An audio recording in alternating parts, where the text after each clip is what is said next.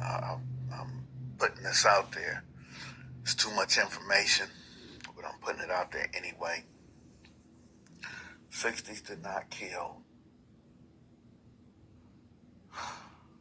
60s did not kill Slim 400. Yeah, there's a war going on. 60s and IF, they getting down right now. Motherfuckers trying to stop it. But right now, people are saying he was killed in the 60s. The 60s did it, this and that. And I'm going to tell y'all something, man. I know people around there. There's witnesses, and they got camera. It wasn't the 60s. It wasn't who y'all think it was, man. It's something personal with this guy, man. Slim 400 died on some personal stuff that he had going on. So not to put his business out there, not to mess up the investigation the police is doing, but I want y'all to know this ain't the war between the 60s and the family.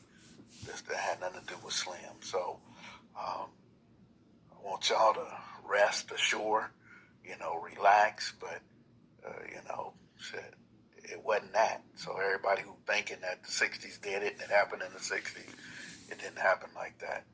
It just didn't, man.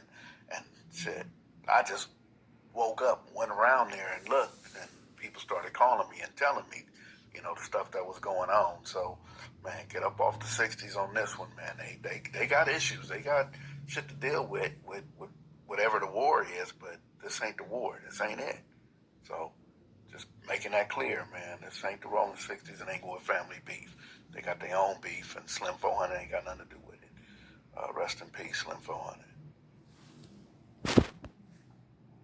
What up? Somebody's up from my little channel.